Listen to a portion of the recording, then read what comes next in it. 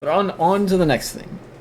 Now that I think I've exhausted the thoughts I have on that shit and why it's bad and why Canada is disturbingly quickly becoming a late capitalist dystopia. Um, the next thing is prison conditions, which I did mention briefly. I read a study yesterday and today. I didn't get to it early enough yesterday, so I ended up reading half of it and then I finished it this morning about prison conditions in the United States. And what do you know? Whopper of news. They fucking suck. American prisons fucking suck like a lot.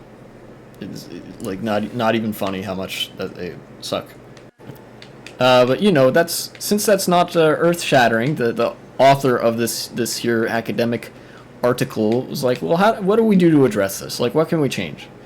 And the basic idea was that prison should actually be a passable place to stay in terms of living conditions. You know, you should have access to basic amenities and basic conditions of human living, in you know, in proportion with the amount of people that are there, so that there's not issues of overcrowding like there is in almost every single American prison today.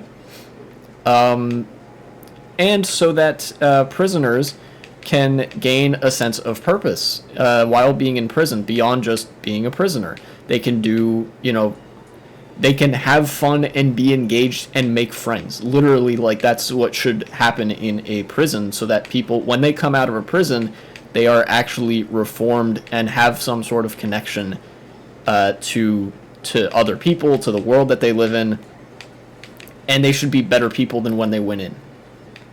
And it struck me that something that this author brought up over and over again was like, despite the prevailing sentiment in the American population, and I realize it is kind of a doom-inspiring thing that Americans don't see prisoners as people, and I think that's part of like a leftover pre-standing prejudice, since most of the prison population, or not most of, but like a disproportionate amount of the prison population is black.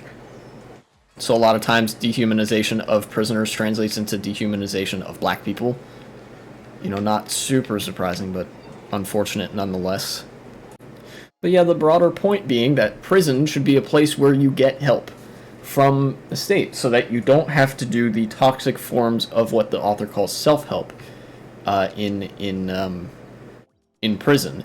And what, you know, when they say self-help, what they mean is like learning the street smarts that you need to survive prison, like looking over your shoulder, forming certain cliques so that you can be the bully instead of being the people that get bullied and harassed and assaulted and victimized and brutalized and all that. This would also greatly help in reducing the recidivism rates. If prison was actually made more of a comfortable place to live.